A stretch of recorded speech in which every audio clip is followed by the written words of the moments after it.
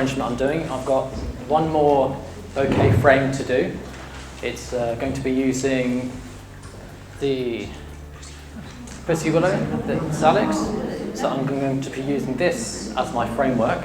It's got the lovely little soft little nodules to it, lovely texture to use. So I'm going to be using 5 or 6 of stems of this.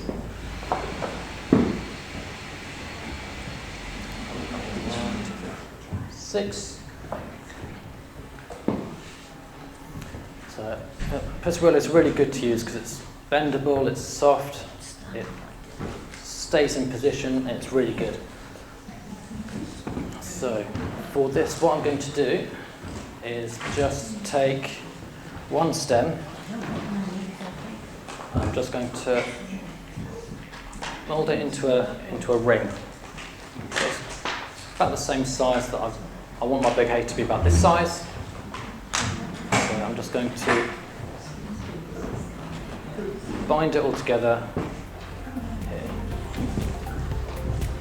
It's not a perfect circle, so to counter that, I'm just going to add a few more stems. That's 3 stems to this initial ring. So I'm just putting a few binding points on so that it sticks together and I don't end up with a loop, double loop like that. I want it to stick all around the same ring. So I've got 3 stems of Pussy Willow and a nice little ring here. This is good to do Easter wreaths or Christmas wreaths or any kind of wreath. Good use of your materials here. It's all natural and biodegradable. If you're using a biodegradable twine or something like that, then you're not using any single-use metals or plastics. So from here, to turn this into a bouquet frame, I'm just going to add another stem just here. I think I'm going to attach it on at 2 different points so that it's stable and secure, following the shape of the ring. And I'm going to end up with one stem coming down like that. That's fine. Now I'm going to take another one, add it here.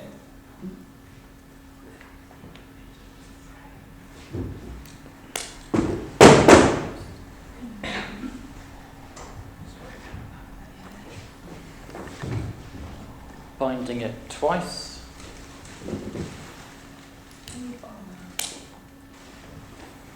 Now I've got 2 stems coming out. So I'm just going to add a third one.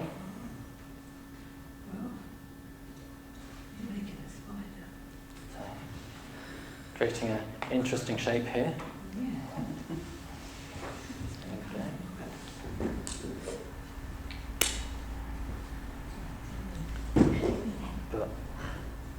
What we're doing here is we're building up this inner ring with lots and lots of branches, and therefore you're going to see lots of these little soft, fluffy nodules, and that's going to add to the overall texture of the design. It's going to add an extra element to it, so it's not just a bouquet of flowers, it's got something else in it as well, which is nice. It's always nice. So once you've got your 3 stems sticking out, you can hold them all together, and that's your frame. It's that simple, it really is. And then from here, I can bind this, and now I've got a strong, sturdy frame to build my bouquet into. It should, hopefully, stand up. So, the flowers that I'm going to be using in this one, I'm going to keep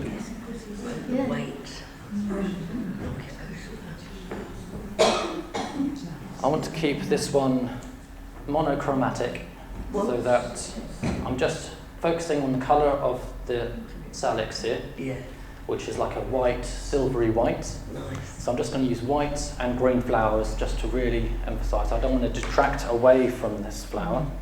I want to add to it. So I'm just going to add my flowers in.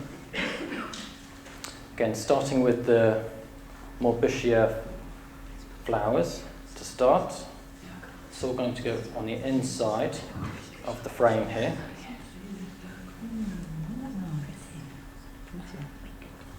So I want to keep everything contained within the frame.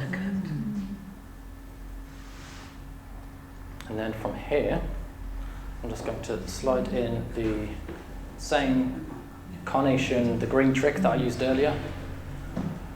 These ones are going to go in. Again, it's more and more texture that I'm adding to this design. I've got the soft, fluffy texture of the salix here. I've got the spiky but still fluffy texture of the carnations. And I've got this veronica here, which is a spray veronica. It looks a lot like heather almost. So again, very texturous. And I can just place the flowers wherever I like and move them around.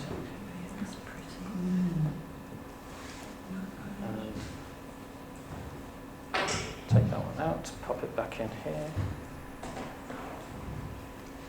And there we go. Now, haven't used any foliage, haven't needed to use anything other than the natural wood and the flowers that I've been given. And it's as simple as that. That's good. So I'm going to tie this one up.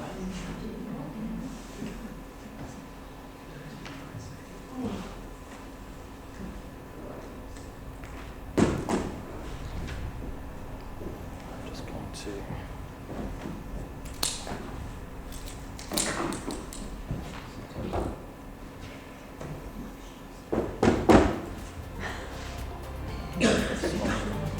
should stand up by itself as well. There we go.